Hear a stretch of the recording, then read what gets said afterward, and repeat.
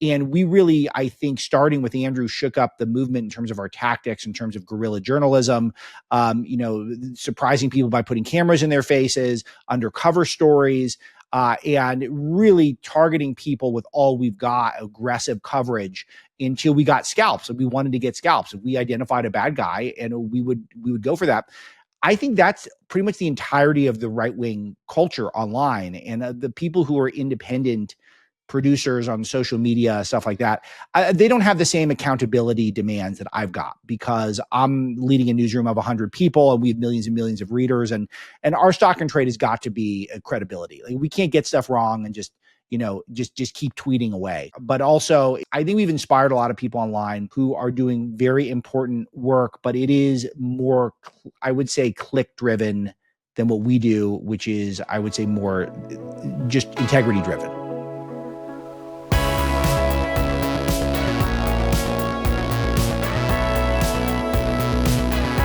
Welcome to a brand new episode of the Michele Tafoya podcast. Please hit that subscribe button. We'd love to have you with us for every single episode, particularly today. This is game 2 of a doubleheader, home and home, with Alex Marlow, my colleague at the Salem Podcast Network, Salem Media, et cetera, et cetera. He's also with Breitbart, and I want to get into that with him. I just spent a half hour with him in his studio. Now he's come to my turf, and let's see how this goes. Thanks. This has been fun so far, Alex. Your whole connection with Andrew Breitbart fascinates me, because I was a huge fan of his. And I remember thinking, oh my gosh, this guy, he's capable of doing things and finding things and doing research that other people aren't willing to do. How did you two first meet? Yeah, we had an amazing story, and there's a sports connection to it, which is that Andrew was a speaker at a event for Young America's Foundation, which is a great group that's known for bringing speakers to campuses, and they are sort of tasked with keeping up Ronald Reagan's legacy. They own Ronald Reagan's house in Santa Barbara, and I got invited to an event there for people who are very active on campus. You and I both went to Cal Berkeley, and I was a sort of rabble-rousing conservative there. I got some attention, and I got invited to this thing, and Andrew was the speaker. And this was, I guess, 2007. So he gave a speech with his key point that he's known for more than anything else, that the culture is upstream of politics. That he came from Hollywood, and he had observed from the inside when he used to drive around town delivering scripts, that really these people were not particularly bright. They did not have great ideas, but they were very effective at selling those ideas to the public. And what the Republicans in the Republican establishment was doing was not going to compete with that anytime soon. And this was, a year and a half later, Barack Obama got elected, who was purely a media figure. He was basically a Hollywood creation. He was anointed by Jeffrey Katzenberg and David Geffen to be the nominee over Hillary Clinton, who is way more qualified, so to speak, than Obama, who'd been a half-term senator and had this very strange family history that was unknown and connections to weather underground terrorists in Chicago. And they still got him elected, basically using the culture. And Andrew had just, he'd seen that with his crystal ball that he had inside of his head. And so he was talking about the importance of the culture and the media and academia and how that's grooming all of these leftists. And everyone else in the room didn't seem to get it. They didn't totally understand where he was coming from. And I had just gotten out of prep school in Los Angeles. I went to a famous school called Harvard Westlake, which is known for churning out left-wing radicals, and also great education. I learned a lot while I was there, but it was, a lot of left-wing famous people came from there. And then I was at Berkeley, and I was saying, oh, this guy is right on the money. And he is exactly right. And he also happened to be an editor at the time of the Drudge Report, and I was a Drudge Report obsessive. Yeah. This is back when Drudge Report was a conservative website, which it was for 20 years, and now it's a left-wing website, which is a very strange story. But this was this was my guy. I could see it right away. I need to hitch myself onto this guy and see where he's going. And he ended up basically taking over the conservative movement and becoming, I would say, on one hand, one of the most influential conservatives of the century. Yep, I would agree. I remember seeing him at some sort of press conference, and I wish I had prepared this better and done my research, my homework. But I remember him asking a question or making an assertion. I went, oh my gosh. he's just put his finger on it. He just had this sense, as you mentioned, this way about him, this knowledge, this knowing of what was what. So you see him speak. Did you then approach him and say, "Hey, I want to work for you," or how did that happen? Some of the stories that we tell on this podcast could keep you awake at night, but here's what you can do to help. It's called Sleep Cream, CREME.com. It's an all natural CBD based topical that you put right on your skin at bedtime. I usually put it on the insides of my forearms, maybe the bottoms of my feet, and they smell fantastic. While the lavender is my favorite, they have a new rose scented one out that is Sleep Cream Rose. It's awesome. But here's the best part. It works. And if it doesn't work for you, just let them know and they'll give you your money back within the first 30 days. That's a guarantee. That's a guarantee. Sleep Cream, CREME.com. Use the code HOMERUN at checkout to get free standard shipping on your first order. That's the code HOMERUN at checkout for free standard shipping on your first order. If you want to sleep better, use what I use. That is Sleep Cream. Sleep, CREME.com, sleepcream.com. So you see him speak. Did you then approach him and say, "Hey, I want to work for you," or how did that happen? Yes. And this is where I was winding down at Berkeley. I think I had another semester or semester and a half left.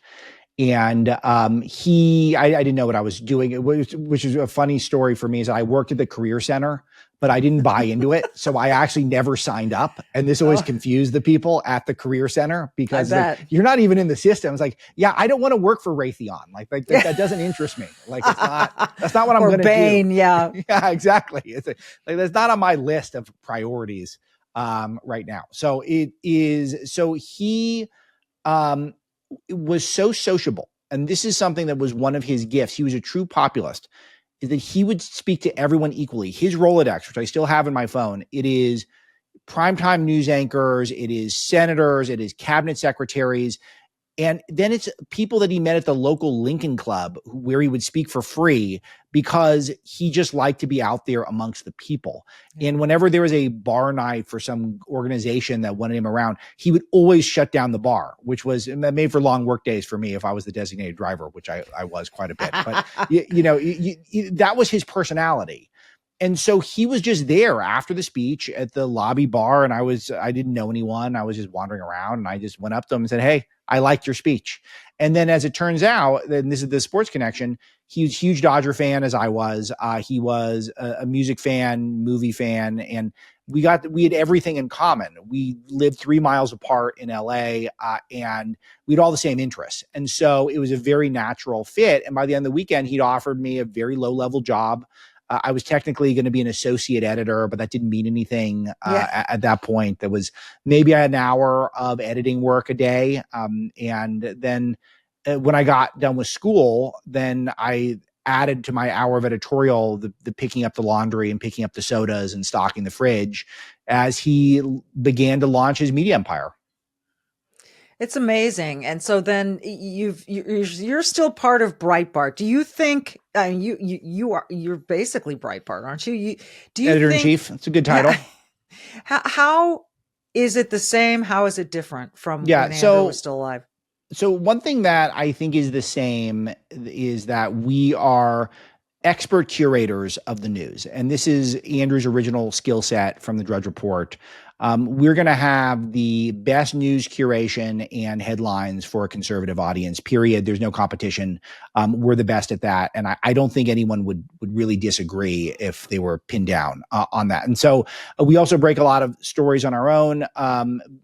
And we have a fun sensibility, but more serious than fun in the sense that we want people to, if you read a Breitbart article, if you're on your show and Misty hands you an article, say, "I saw this at Breitbart," I want you confident enough to be able to read it on the air without having to feel like you got to fact check it. I want it to be the New York Times of the right, where it is, if you're reading this, it's going to be over the target. Like it's going to be, and so that's really important. And I think Andrew would have liked that a lot. Where it's changed is that Andrew's inspired so many people that we've actually, I think, been outflanked in terms of rabble rousing fun, which Andrew was, a provocateur also. And we really, I think, starting with Andrew, shook up the movement in terms of our tactics, in terms of guerrilla journalism, surprising people by putting cameras in their faces, undercover stories, and really targeting people with all we've got, aggressive coverage, until we got scalps. And we wanted to get scalps. We identified a bad guy, and we would go for that.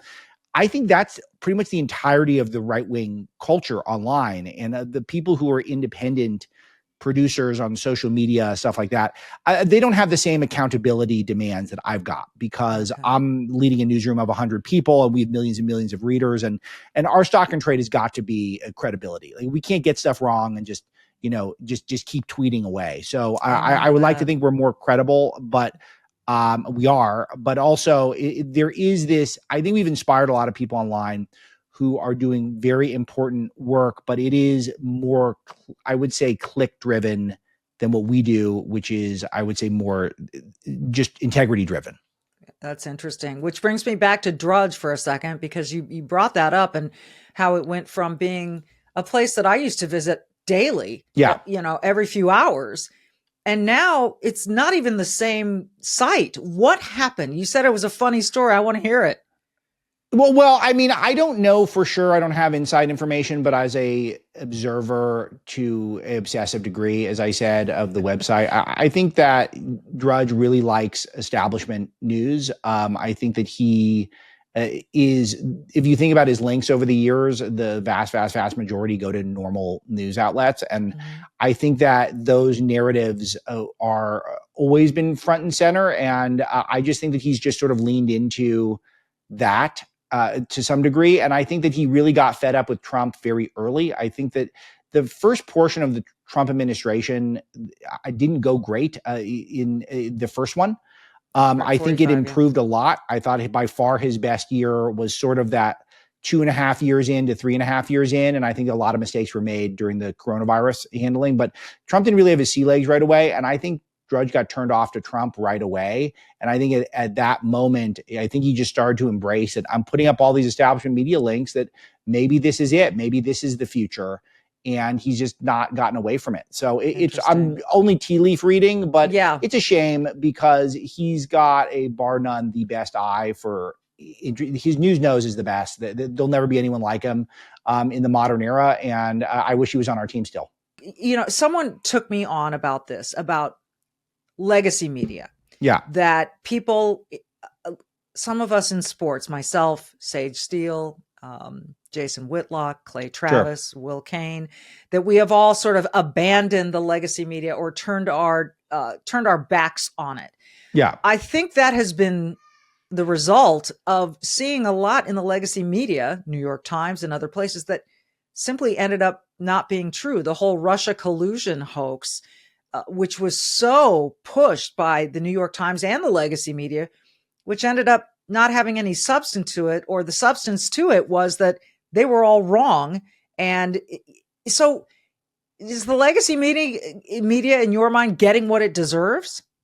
Absolutely. And I think that they're a dying business. And I love to see that it's being replaced by alternative media and online media and independent creators. I fully embrace it, because the establishment media, I wrote a book about this a couple of years ago called Breaking the News. It did very well. It was a New York Times bestseller. And I went through what it was, and I really have diagnosed it that there's a combination of problems that were inevitably going to cause the decline of the establishment media. First of all these people go to the same J schools, same journalism schools, and they're all taught the same thing. So even though they might have diversity of color or age or race, or they all have the same mindset. And that was who they were recruiting from. It was the same crop of leftists who had been coached to do leftism by their institutions.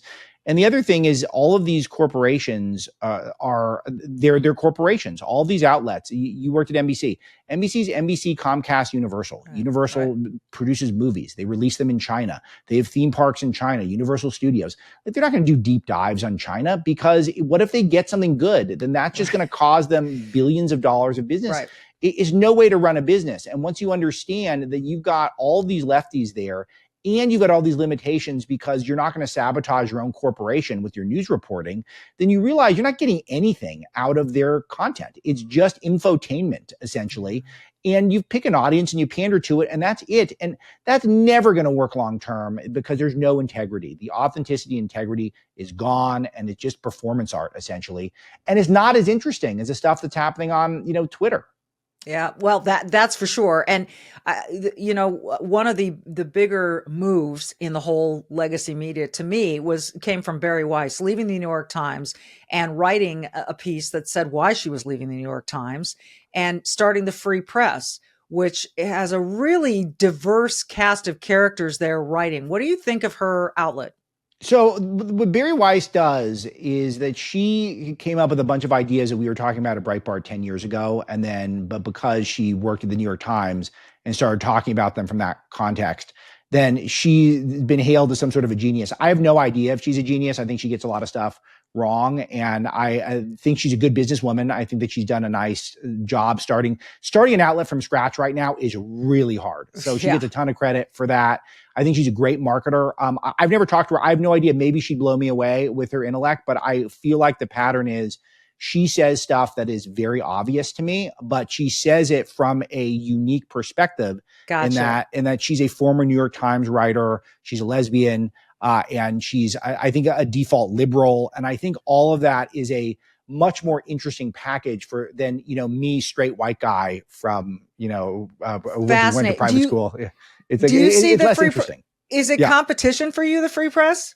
No, I don't know. I don't, I always thought, I don't really look at it that way. I don't think we have a ton of overlap in terms of core audience. And I think that she sent a signal to a lot of people that the water's warm. I just never thought of it as quite a revolutionary thing the way some people have. I don't mean to sound hostile about it. It's not that. I'm trying to be analytical about it. I don't think that the ideas that drive that site are super unique or exciting. I think it's sort of it's a sanitized version of stuff that was already existing online in conservative circles. And that's fine with me. I don't really have a problem with it. I don't really give it a lot of thought until just now, but thank you for asking. It's a great question. No, that's such a fascinating way of framing it. And I hadn't thought about it that way. And I, as much as I admire what she's built at the Free Press, I have seen her in interviews at times or making points where I've said, oh, come on, you got to know better than that. You shouldn't have said that. You didn't dig deep on that before you said that. You're saying things that you really can't prove. So look, we're probably all guilty of that at some point in our careers or, in these off the cuff interviews. But I get your point that this was not something. It's interesting. I think you're right. She gave sort of the liberal side, the center left side permission to splinter off. That's a great way of looking at it.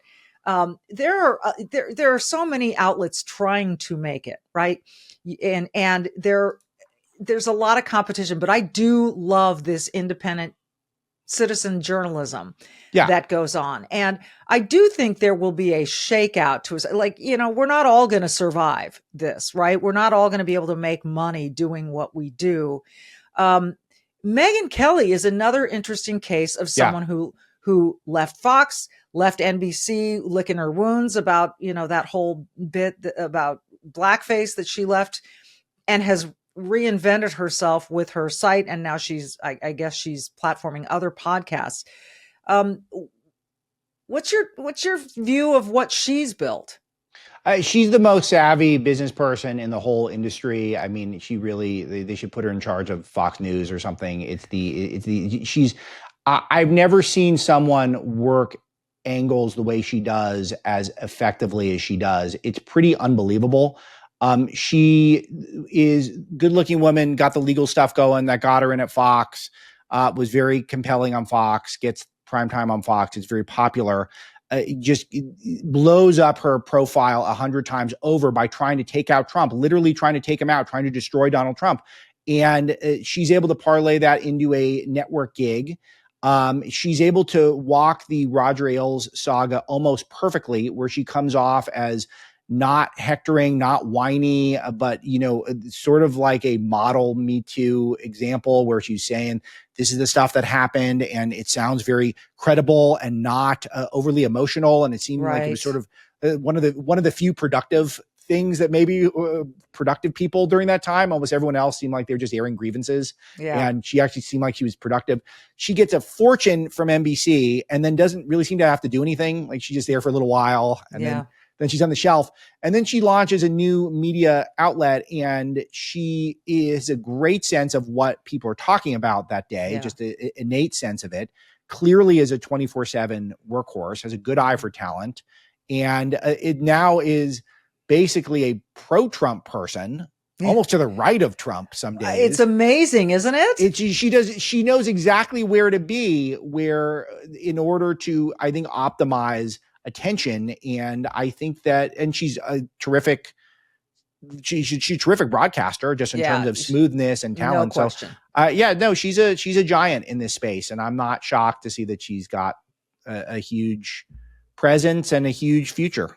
Yeah, absolutely. I mean, I remember when she was doing the late morning or midday gig at Fox, and I wrote her an email because I was still in sports at the time. And I said, I want to apologize to you because the first time I saw you, I just thought you were a beautiful blonde with a great voice who really didn't know what she was doing, but you're clearly extremely bright. And I really like watching you. And she emailed me back.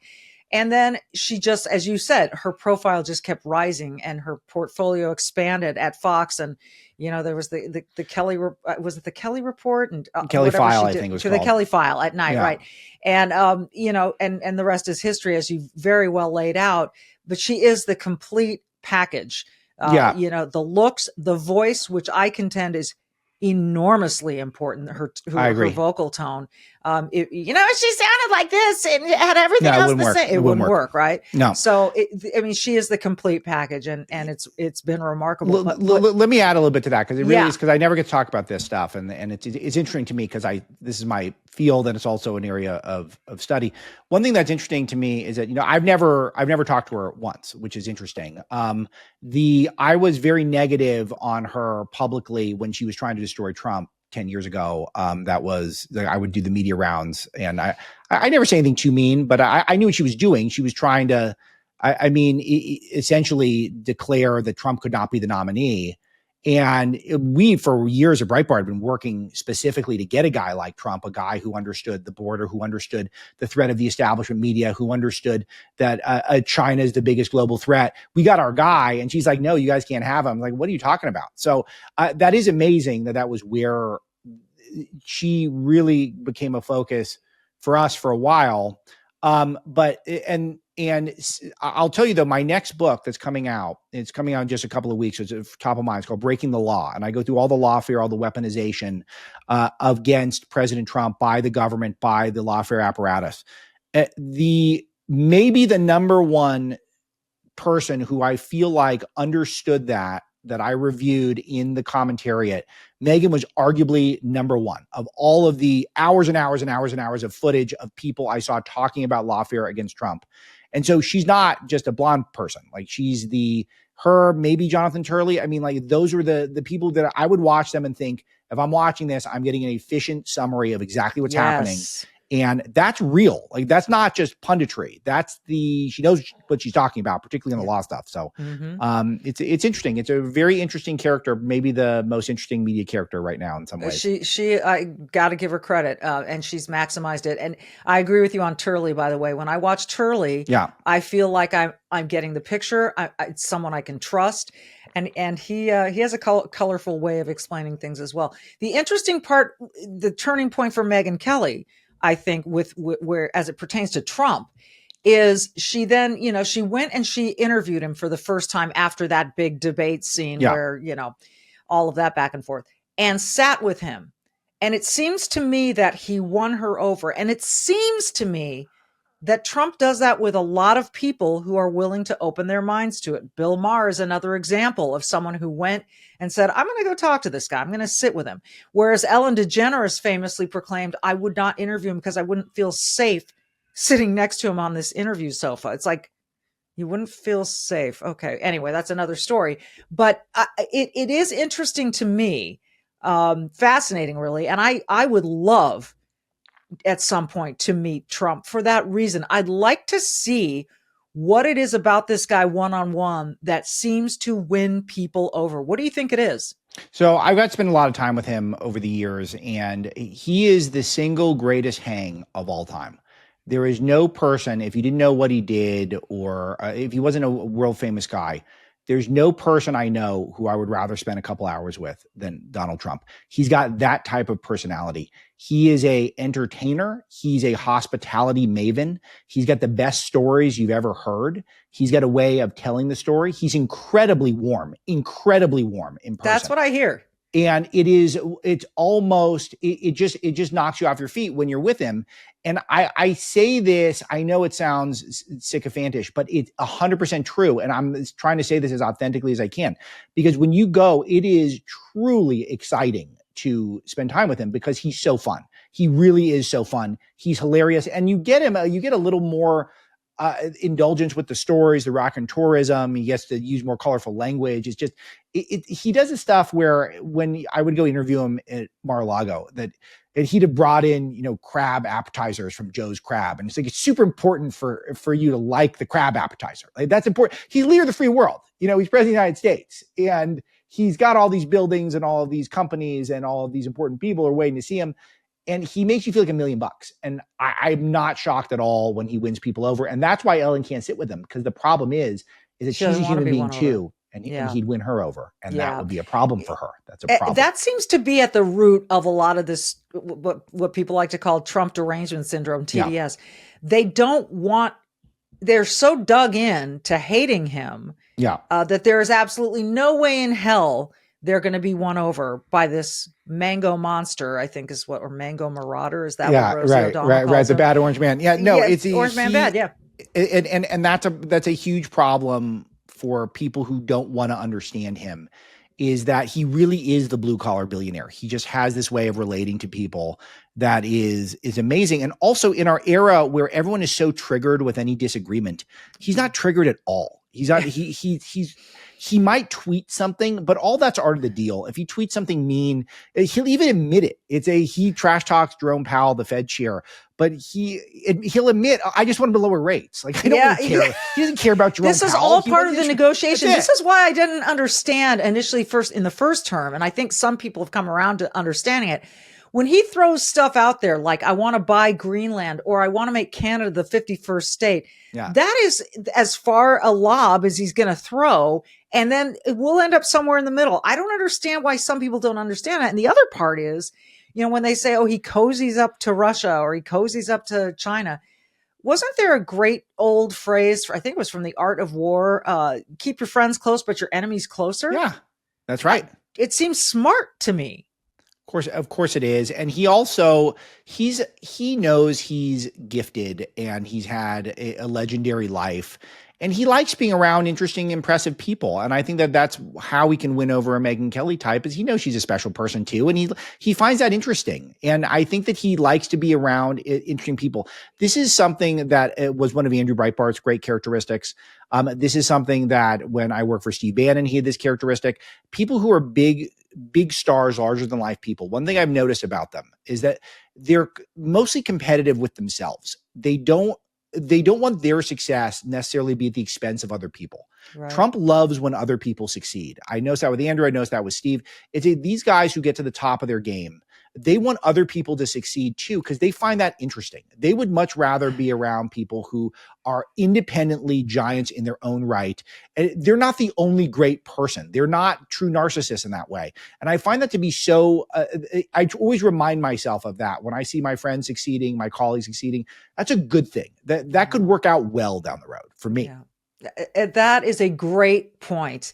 It's that rising tide lifts all boats. It's that great MVP players make everyone around them better. That's right. It's that when Tiger Woods arrives on the scene, now suddenly everyone wants to hit the ball farther. It's this raise in competition that is so American. It's so great.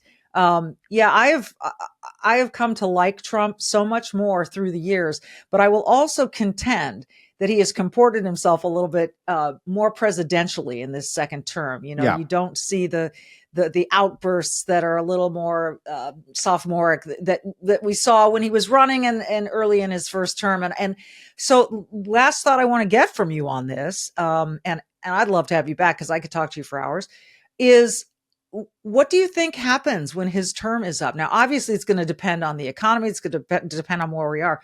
He has done so much in such a short time, and I think there's a lot more to come. Do you think it's going to be Vance? Do you think it's going to be Rubio? Do you think it's going to be someone else? Yeah. So as a news person, I would love to see a primary. I find it to be the most exciting. I mean, what was more exciting than the 2016 primary? It's just, I maybe one top 5, maybe top 3 news stories of my life was that covering that primary. I loved it so much. And I got a feeling what they're going to do. This is my official prediction, and I'm not thrilled about it, but I think it's going to be a coronation. I think JD is going to be the nominee, and I think Rubio is going to be vice president. And I think they're going to make that deal early, and it's going to completely vaporize any competition. And I don't love that as a news person. I'm very comfortable with that ticket. The president asked me who I would pick as vice president. This was a long time ago, and I gave him one name, JD Vance. I've known JD since he was a mere author before his Senate campaign, and I always knew he was a special guy who completely understood the issues that were animating Trump's movement. So I think he's a worthy successor to it, and I think Rubio has been the standout cabinet secretary of many. I mean, Scott Besant's been amazing. I mean, the Steve Miller, of course, amazing, who's not a secretary, but, you know, there's amazing people around Trump. Rubio's still the standout. So I think that I would sort of love to see them go at it in a primary, but I don't think we're going to get that chance. I think that's what it's going to be. That's my official prediction. I think that's a great prediction. I would agree with that. I've thought about this a lot. I have loved Marco Rubio from the moment he became a senator. I've thought so highly. I caucused for him here in Minnesota when he was in that primary. And he actually won Minnesota. Marco Rubio is the only state he won, but which goes to show that he is appealing. I know lots of liberals who really have faith in Marco Rubio. So I think if he's on the ticket, that you're right, that could eviscerate all other competition. It could eviscerate the Democrats too. We'll see what they come up with. He got almost unanimous, or I think unanimous confirmation for Secretary of State. Right. And he's definitely also, and you'll know this as a sports person, he's definitely most improved Republican. Like there's no Republican who's gotten better over the last decade compared to Marco. It's the biggest. He was not our favorite at Breitbart because he was part of that Gang of 8 amnesty bill that failed about a decade ago, that we're a zero amnesty group. And he seems like he's internalized all of the right lessons. He's just improved so much. And there's nothing not to like about what he's done as Secretary of State, and I'm sure he'll be Treasury Secretary too, and he'll probably be a manager of the Yankees when they keep giving him jobs. Yeah, I mean, they'll just keep giving him more jobs. No, but he's a total rock star, and I don't know how. The one thing that is interesting, and as a guy who is a JD Vance fan and semi-friend in real life, Rubio would win like 40 states, like if he was the nominee, and just something to consider. Like and I say this because, you know, I'm, as a news guy, rooting for the big primary. He would win like every state if he ran in 2028, I think. So it's just an interesting thought to throw out there. So yeah, it is. We're going to watch together. It's been so great having you. I thank you so much. We got to do these double headers more often. I would love it. Let's make it a regular thing. Michele, you're an amazing broadcaster, and it's very exciting to see someone who has had the longevity you've had. You're still so smooth and look great and awesome. So it's just nice to be with you. Oh, thanks. On that note, check him out, Alex Marlow. We're both on the Salem Podcast Network and wherever you can download your podcast. I always end with the phrase, be brave, do good. Certainly Breitbart is a brave entity and they do a lot of good. So check them out at Breitbart as well. Thanks, everyone. We'll see you next time.